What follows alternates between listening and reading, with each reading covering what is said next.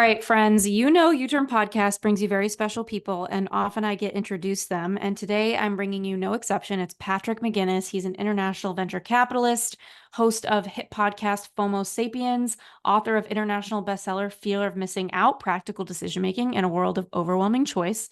And actually, he coined the term FOMO, my friends. So as well as the term FOBO, fear of a better option, in a 2004 article in a student newspaper of Harvard Business School, FOMO has since been added to the dictionary, and FOBO has become increasingly popular as a framework to describe choice paralysis. So he's presently starring in a multimedia, multi-year advertising campaign promoting FOMA, fear of missing audience. I mean, I could go on for so long. He's also international bestseller of the 10% Entrepreneur, which is live your startup dream without quitting your day job. He's been covered everywhere: New York Times, Political, Financial Times. And just like I spoke on the TEDx stage in 2019, he gave a popular TED Talk in 2019 on FOBO and decision making. You have to check it out. Patrick, thank you so much for being here.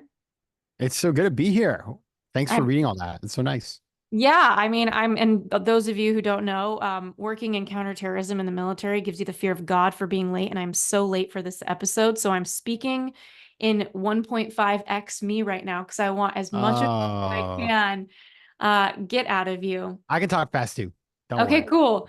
I want to hear a little bit about, you've written a lot about this idea of FOMO, and I think a Yeah. lot of people have scarcity thinking. They are Mm. constantly wanting to be somewhere else. They constantly think they should be somewhere else. I've fallen victim to that myself.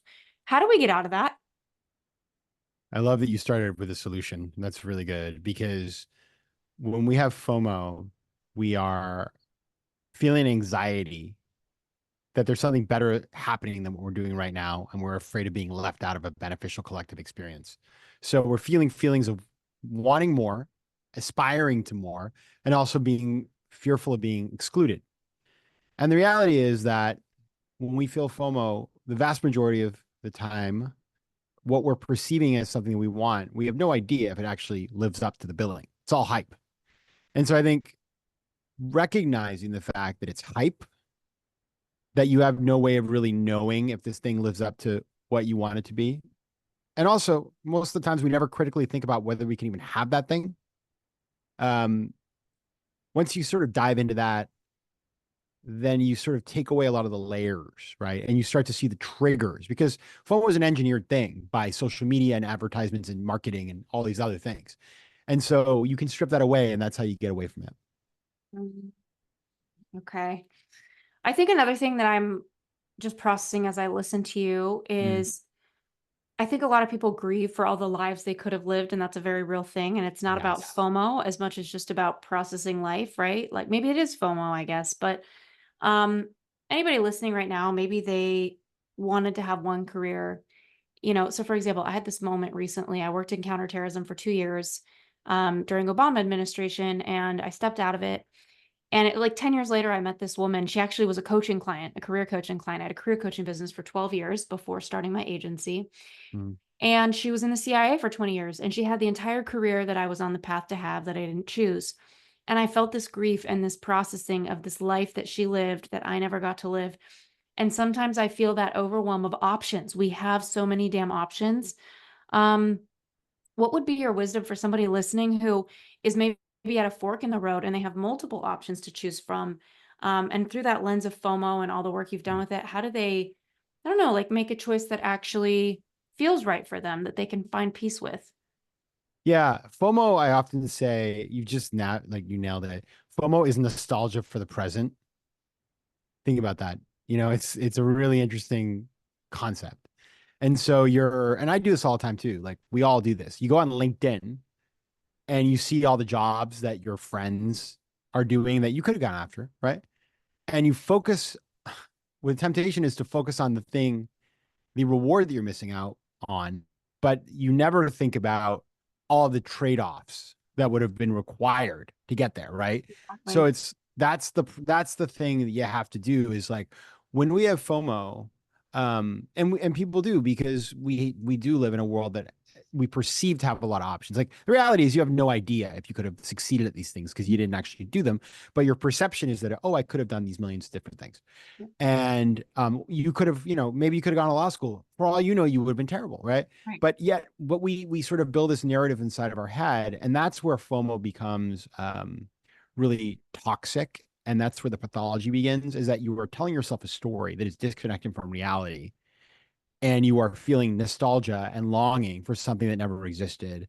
And so you really have to pull yourself out of that and start to ask yourself real questions about like, well, what would have taken? What would have been the trade-offs? What if I hadn't done this path? All those sorts of things, and learn to let go of this alternate universe that probably wouldn't have existed anyway. Mm. Yeah, it's interesting. Like I'm moving right now from my place in West Hollywood to the Mm, beach. mm. And I really, I love West Hollywood, but I have not enjoyed living here because I have a neighbor that is like really, I don't know, she feels like a movie character. Like she like watches you. She doesn't like dogs. I have a dog. She constantly has a Oh boy. comment, feedback. Um, and I'm just like excited to leave that situation. But my gym is a block away. I love my trainer. This is happening. I'm sure when I move to my new place, which I'm so looking forward to, I'm going to say, oh man, I miss these little tiny pieces of this old reality that was no longer a fit for me. And I know people feel that with people all the time. Yeah. Um, how do you navigate that grief of, I don't know, like the things you do lose while being grateful for the things you do have? Yeah, I'm like you a little bit. That I live on the west side of Manhattan, and I have lived on the west side, like different. I live downtown, but I've lived on the west side, either downtown or whatever, for like my entire adult life after college, except for a couple of years. And I once had a dream that I moved to the east side, and I woke up and it was like I was terrified of the whole. It just felt so traumatic. I'm very much set in my ways. I like my routines, all these sorts of things. But the reality is that, I mean, the when you make a choice, because you are making a choice, this isn't being foisted upon you per se. I can understand if you were forced to move and you gave up a million different things, or somebody left you, and then it's a process of grieving. But when you're making a choice, you're doing so with the idea that you will gain new things and let go of others. And I think what's important to do is optimize for the things you care about, because when you think about FOMO or FOBO, if you have a better option, which is an affliction of indecision among many particularly acceptable things, um, it's really about our human desire to optimize. And optimization is the enemy of any great leader or any great person. You just simply cannot optimize everything into perfection. You have to choose the thing that you're optimizing for. And so here, based on what you're telling me, it's like you want to change your situation, get out of this weird neighbor spot, try something different. Well, you're going to be giving up on things because there's no perfect solution, but understanding and coming to peace with the fact that you're doing this for a reason really is the pathway to say, listen, you can't have everything you want. But if I can identify the things that are most important, my priorities, and go after those, then that's the most important thing of all, and the rest we can just reinvent ourselves a little bit. Mm. Okay, so I know that you also wrote The 10% Entrepreneur, and Yeah. I absolutely love that name, and you have so many great reviews. Um, and there's so many people out there that want to be their own boss, and not everybody it's the right fit.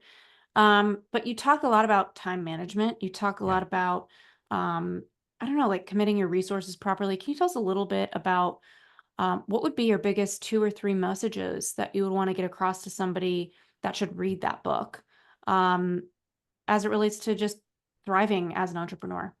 Yeah. So the book, is basically about side hustles. I don't like the term side hustle because side hustle goes from everything from being an Uber driver to having a startup on the side. And there's nothing wrong with being an Uber driver, but you're still kind of an employee. So that term, when I say 10% entrepreneur, the notion is you were spending at least 10% of your time, money, and energy building something outside of your day job. And so the big takeaways there, I would say, if we give three, number one is that entrepreneurship is not an all or nothing thing. It is a continuum. You can do zero entrepreneurship, you can do 100% entrepreneurship, or you can find a place in between where maybe you have a day job and start something on the side. So when I came out with this book, it was like quite a radical idea. It was 2016. Now it's much more accepted. But that's number one. Number two is that you really have to take stock of the resources that you have to invest because you are making an investment. And those three resources are time, money, and what I call, or time, financial capital, and what I call intellectual capital, which means what are you good at and what do you like to do? Because the nexus of those two things is where you're going to find the most energy, intent, excitement.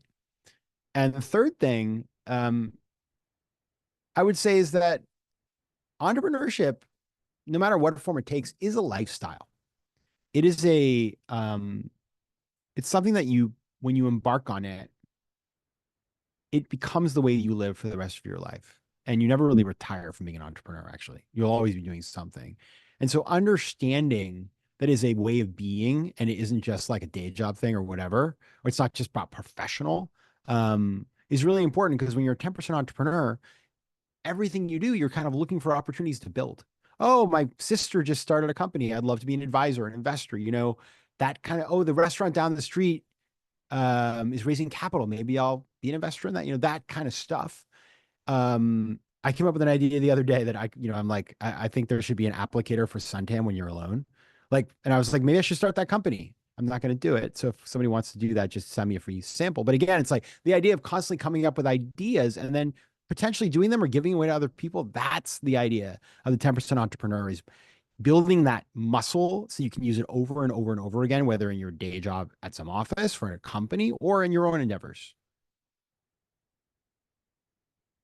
I know my muted was on. Okay, so another thing that I'm just thinking about is Mm.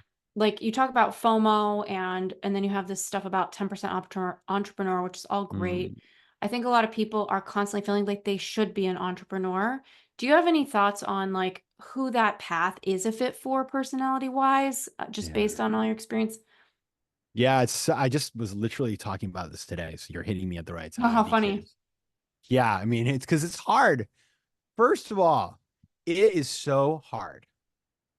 Let's just put it out there. Like, there are days when I'm like, I don't know about you do this, but I like some days I'm like, man, I would just love to go to some company, show up at 10 a.m. because nobody goes to work anymore. So, like, work from home, screw around all day, and like get paid.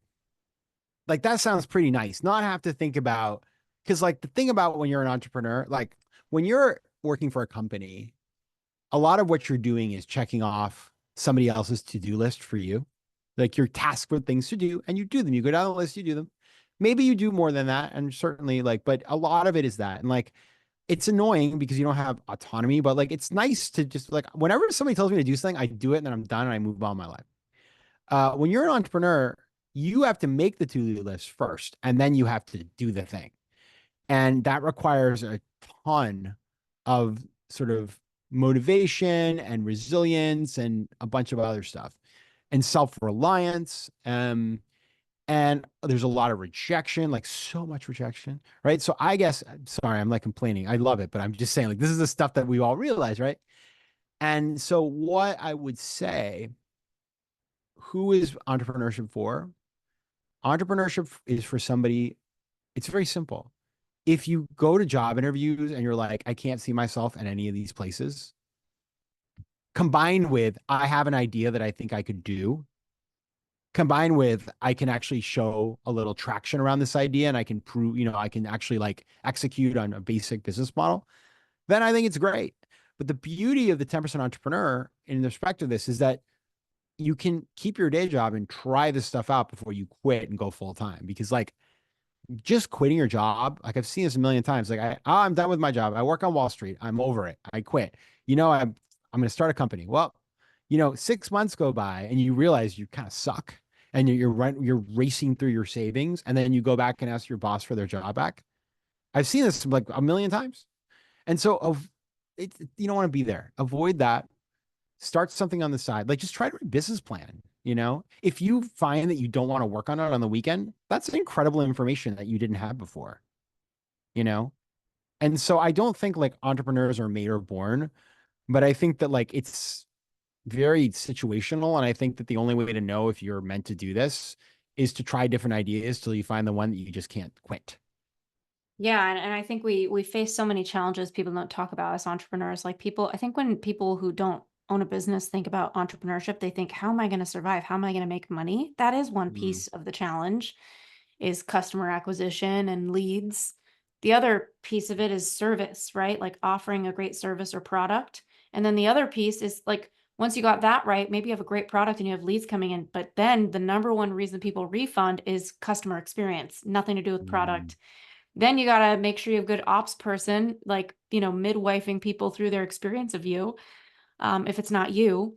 And then there's other things that come your way, right? Like one email, I've gotten an email, randomly of about a sound bite that I was using from YouTube 10 years ago in an online course that I got a cease and desist over, just using a sound bite. I had Oh no my idea. I didn't goodness. understand the.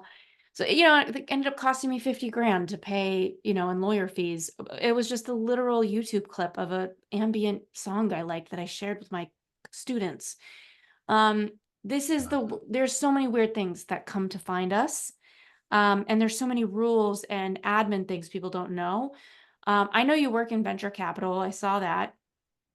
Your world in VC is so many phone calls, so many pitches, so many sifting throughs. How do you manage your time and how do you choose which meetings to take and which meetings not to take?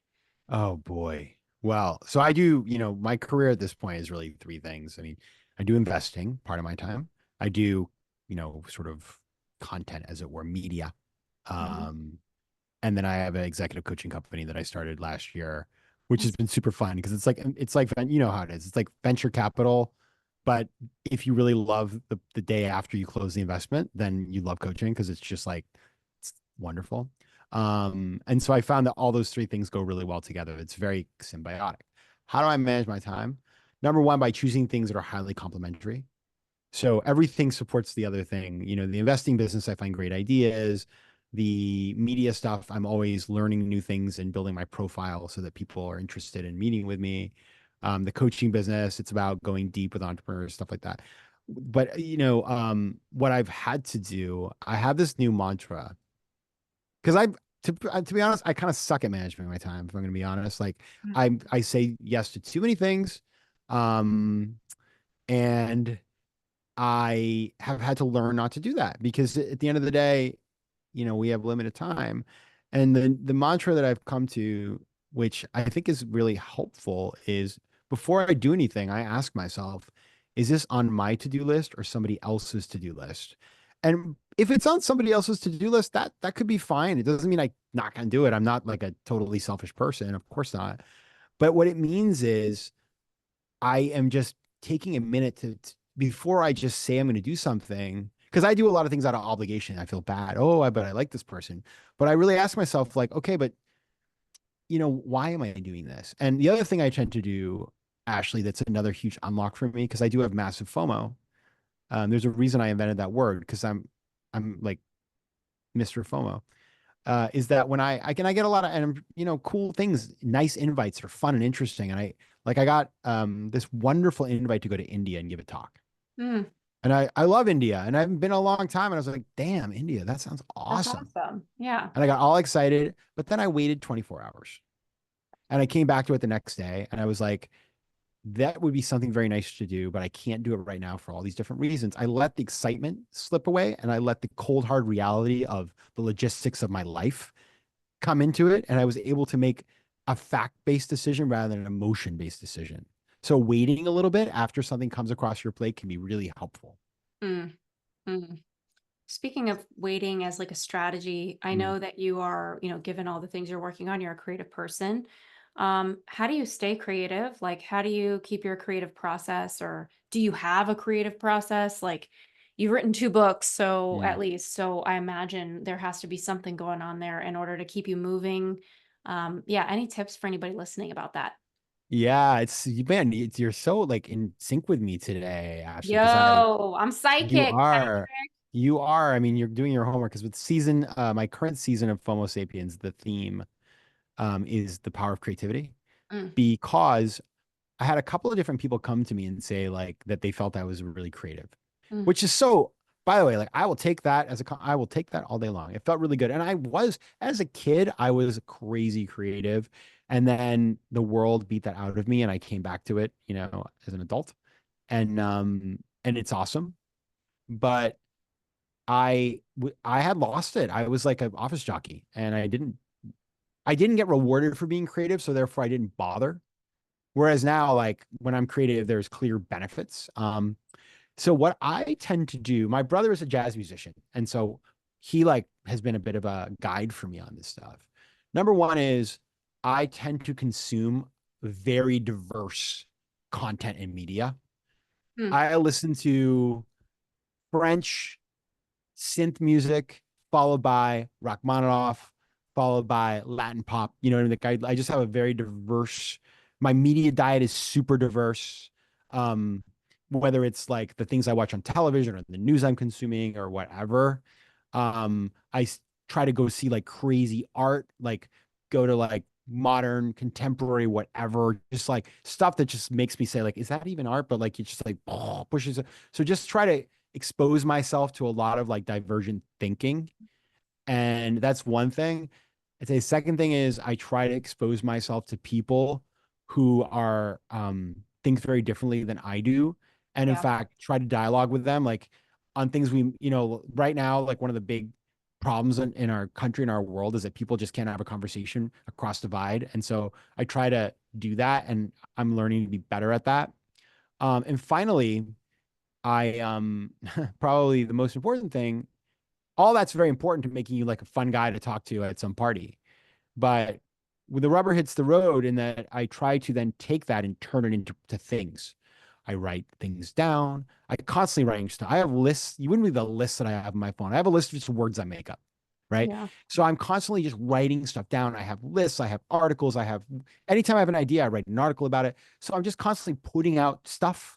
And that's what happened with the FOMO. I wrote an article as a joke 20 years ago that became the first time anybody used FOMO. So like I see the benefit of doing this, and Yeah. having a podcast, as you know, is an awesome thing to have because you can just, I'm constantly trying out my ideas. Like half the Right. stuff I've told you today, like my mantra and all, like my new idea about the to-do list, like I came up with that like 4 days ago. And Yeah. when I come up with something new, I just want to talk about it, Yeah. So And see what it does.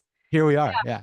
Well, that's the thing is like, creativity, clarity, these all can come through conversations. And that's why Three when I C's. feel the three C's, and I've talked about that, and I think that they are important because other people have a whole planet in their head that's not your planet, and they're Mm. marinating in their planet like a tea bag. And you get to walk up and just enter into their planet, and you get all of this insight that you may have never otherwise accessed. And I think that there's so much power in that. And that's why when I feel like I'm at a plateau, I'm like, how can I just get outside and talk to people? And I'll make it a habit. It's like, I'll just talk to the person at peanut butter aisle at Gelson's. Like, I will just chat to keep my mind moving. Mm. Another thing I do is I have a playlist called Writer Mix on my Spotify, and it's pretty much just the band Tycho. Um, and there's something about their music that puts me into a creative state. Music that doesn't have lyrics, that's kind of ambient, it puts my brain somewhere. So I think knowing how to be creatively successful probably comes down to getting to know yourself of what like moves the needle for you and being willing to try those things on. What would you say for somebody right now who feels creatively stuck? They feel like maybe they don't have clarity, they don't know what they want to do with their lives, they're just feeling stuck in general. And they want to move the needle forward. What would be like your biggest thing you would recommend? Yeah, I have two things. One is kind of silly, but you'll like this because today I felt like listening to sad songs and so I went to my Spotify and I put like sad songs, and there was a playlist called really sad songs, and I put it on.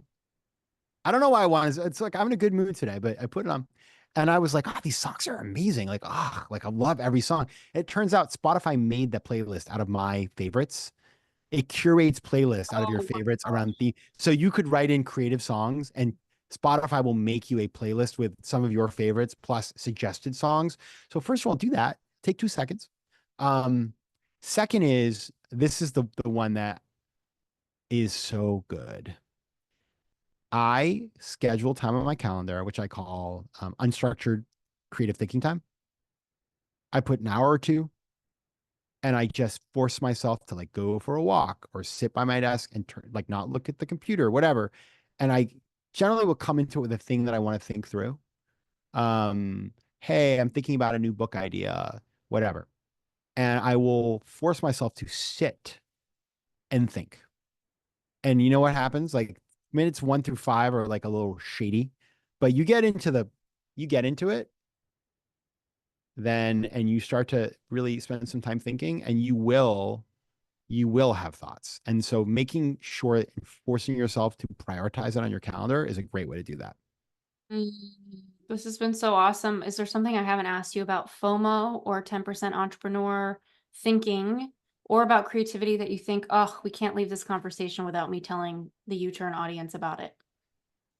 Yeah, I think I would say one last thing, which is that, we've talked about FOMO, um and it is important to note that FOMO can be a force for good because it's an incredible motivator of our behavior. And so when you feel FOMO about something, I'm not saying, I would never say like, oh my God, that means it's a bad thing. It could be the right thing. But what you want to do is think it through with kind of the stuff we talked about earlier and really understand why you're going to do something and what the ROI on that activity is. And if it's positive, then could be great. Like I ran the marathon because of FOMO, but I didn't run the marathon the day after I got the idea. I trained, right? And so that's the idea. And other than that, I think we've covered everything in my collective ovra. Wow, look at me go. 30 Yeah. minutes. Let's go. Thank you so You know much, what? So Patrick. efficient. I am. And tell me a little bit about where everybody could find you if they want to get started in the Patrick path. Oh my goodness. Well, you can find me at my website, patrickmcginnis.com. I'm on Instagram at Patrick J. McGinnis, LinkedIn, Patrick McGinnis. And then the podcast is FOMO Sapiens. That's the website and the Instagram. And I have a feeling if you like this show, you'll like my show as well. And yeah, and you can always reach me at let's connect at patrickmcginnis.com. I do write back. It's not a bot. Thank you so much again for coming on. Thanks for having me.